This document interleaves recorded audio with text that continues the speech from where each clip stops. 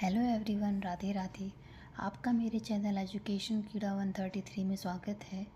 आज हम अपनी इस वीडियो में विटामिन्स के बारे में बताएंगे। तो चलिए वीडियो स्टार्ट करते हैं। तो विटामिन्स जो है क्या होते हैं? विटामिन्स कार्बनिक सूक्ष्म पोषक तत्व हैं जो शरीर के लिए अत्यंत आवश्यक हैं। विटामिन शरीर के कार्यों को चलाने, बीमारियों से लड़ने और स्वस्थ रहने के लिए आवश्यक है। अब हम यहाँ पर विटामिन्स के प्रकार के बारे में बताएंगे कि विटामिन कितने प्रकार का होता है। तो ये 2 प्रकार के होते हैं। पहला क्या है कि वसा में घुलनशील यानी कि फैट सॉल्युबल विटामिन। दूसरा है पानी में घुलनशील यानी कि वाटर सॉल्युबल विटामिन्स। तो वसा में घुलनशील विटामिन्स कौन कौन से होते हैं? वो होता है विटामिन ए, डी, ई, के। हम ट्रिक के रूप में कीड़ा याद कर लेंगे कि कीड़ा जो है वो पानी में नहीं घुलता है, कीड़ा फैट में घुल जाता है। तो फैट सॉल्युबल विटामिन्स कौन कौन से हैं? विटामिन ए, डी, ई, के। और वाटर सॉल्युबल विटामिन्स कौन कौन से होते हैं? Vitamin B and vitamin C. इसके बाद हम विटामिन की कमी से होने वाले जो रोग हैं और उनका क्या काम है उसके बारे में बात करेंगे। तो विटामिन ए जो है त्वचा, आँख की रोशनी व इम्यूनिटी के लिए बहुत ज़रूरी है। विटामिन डी हड्डी व दांतों के विकास के लिए आवश्यक है। Vitamin E it is antioxidant जो कोशिकाओं को नुकसान से बचाता है। विटामिन ई जो है सेल्स को डिस्ट्रॉय होने से बचा लेता है। इसके बाद विटामिन के जो है बहुत इम्पॉर्टेंट है कि विटामिन के ब्लड क्लॉटिंग में हेल्प करता है। ये मेडिकल जैसे बड़े बड़े एग्ज़ाम्स में भी पूछता है कि कौन सा विटामिन है जो ब्लड क्लॉटिंग में हेल्प करता है। तो आंसर है विटामिन के। इसके बाद हम विटामिन बी और विटामिन सी के बारे में बताते हैं जो कि ये वाटर सॉल्युबल यानी कि पानी में घुलनशील विटामिन है। तो विटामिन बी बहुत इम्पॉर्टेंट है।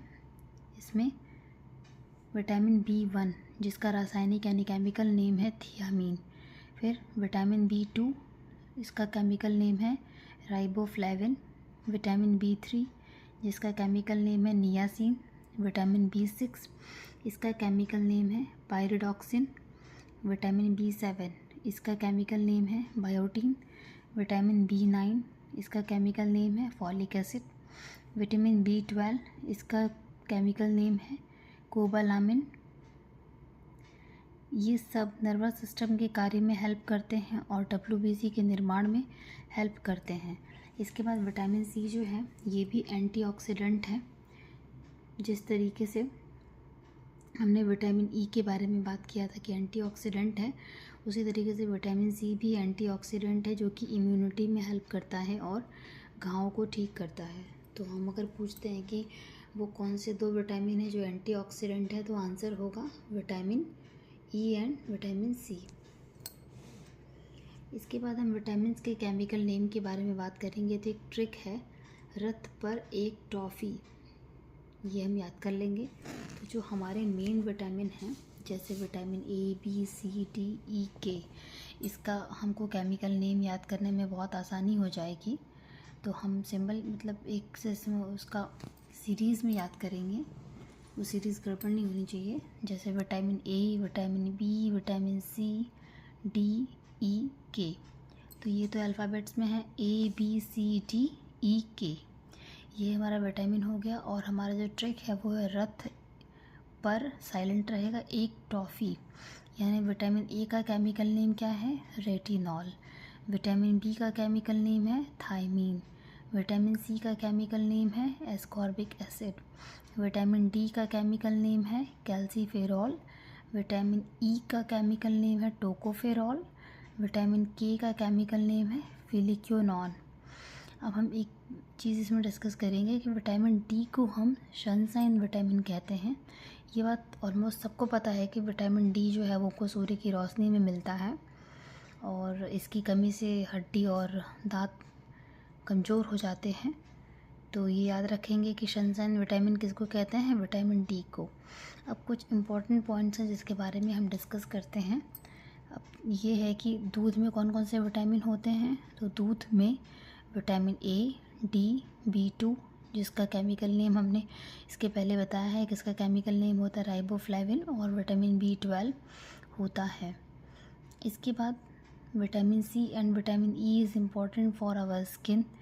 ताज़े फल व कच्ची सब्जियां विटामिन के अच्छे स्रोत होते हैं। ये बात याद रखिएगा कि जो ताज़े फल और कच्ची सब्जियां हैं वो विटामिन के अच्छे स्रोत होते हैं।